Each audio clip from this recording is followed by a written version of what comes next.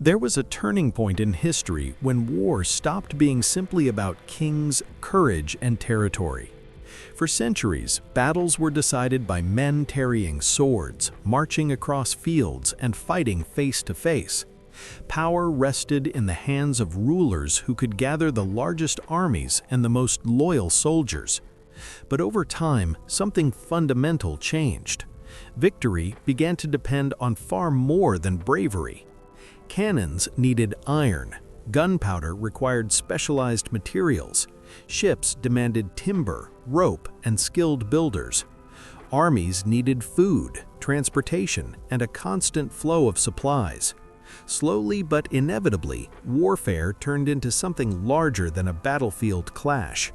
It became a complex system of production, logistics, and financing. Once that transformation happened, merchants and bankers moved closer to the center of power. War was no longer just about strategy, it was about money.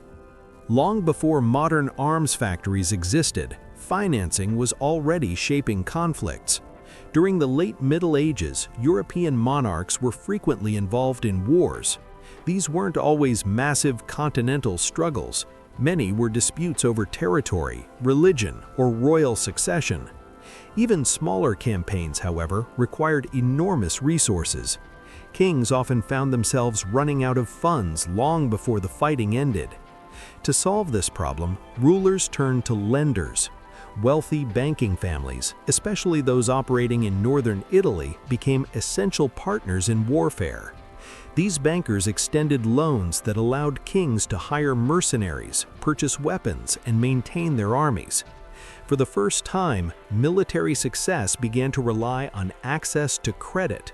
By the early 16th century, the connection between finance and political power had become unmistakable.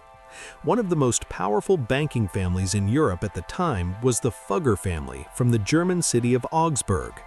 Their wealth allowed them to fund monarchs and shape political outcomes in ways that few soldiers ever could. In 1519, a banker named Jacob Fugger provided crucial financial support to secure the election of Charles V as Holy Roman Emperor. That election altered the balance of power across Europe. The armies that would later fight under the emperor's authority depended partly on funds arranged by a private banking house. The Fuggers were not kings, generals, or politicians, yet their influence reached deep into the political structure of Europe. At the same time, some cities had already begun developing early forms of military industry. Venice provides one of the clearest examples. By the 16th century, the Venetian arsenal was one of the largest industrial centers in Europe. Thousands of workers were employed building ships, producing weapons, and maintaining the city's powerful navy. The arsenal functioned almost like a modern factory system. Ships could be assembled quickly using standardized parts and coordinated labor. Venice not only built vessels for its own defense, but also traded military equipment across the Mediterranean. Weapons were becoming commodities, and like all commodities, they moved wherever buyers were willing to pay. The growing relationship between warfare and commerce became even more visible during one of Europe's most devastating conflicts, the 30 Years' War. Beginning in 1618 and lasting until 1648, this conflict started as a religious dispute within the Holy Roman Empire, but quickly spread across much of the continent. Major powers including Spain, France, and Sweden became involved, transforming the war into a prolonged struggle that devastated Central Europe. Entire regions were destroyed, and some populations declined dramatically due to violence, famine, and disease. Yet amid the destruction, certain industries thrived. The demand for weapons, iron, gunpowder, and military supplies surged. Sweden became an important exporter of iron used in weapons manufacturing. Dutch merchants transported goods and equipment across European trade routes. Many traders remained officially neutral while conducting business with multiple sides. This revealed a quiet but powerful reality about warfare. Soldiers might fight for faith or loyalty, but armies required contracts, shipments, and financing. Without those networks, even the most determined army would eventually collapse.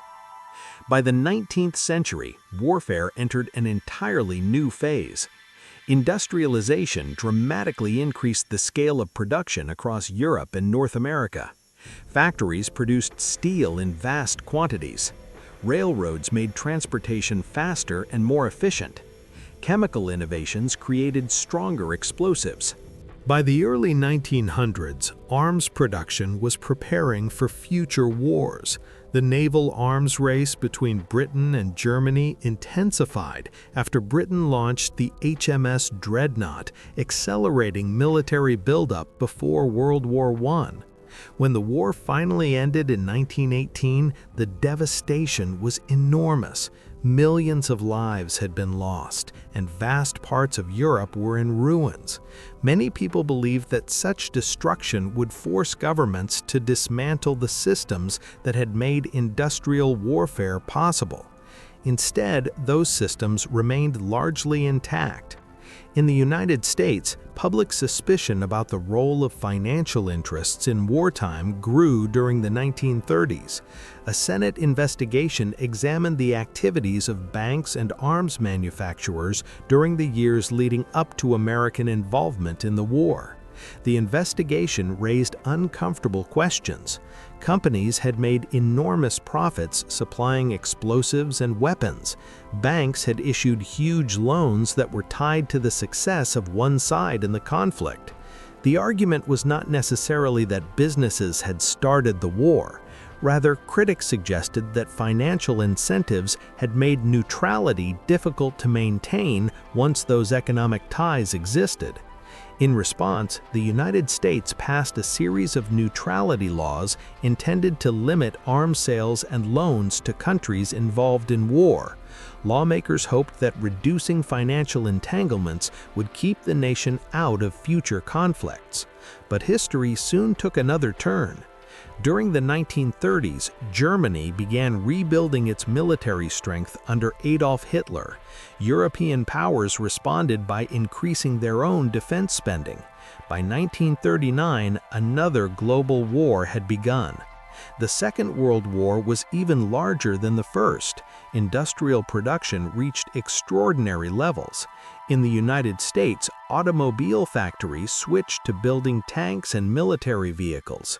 Aircraft production expanded dramatically, producing tens of thousands of planes every year. Government spending on defense skyrocketed. The American economy was effectively reorganized around wartime production. When the war ended in 1945, many expected military industries to shrink dramatically. Some reductions did occur, but the geopolitical environment quickly shifted into the Cold War rivalry between the United States and the Soviet Union. Nuclear weapons had introduced a new level of danger, and both sides believed constant military readiness was essential. Maintaining that readiness required enormous defense budgets and long-term industrial production.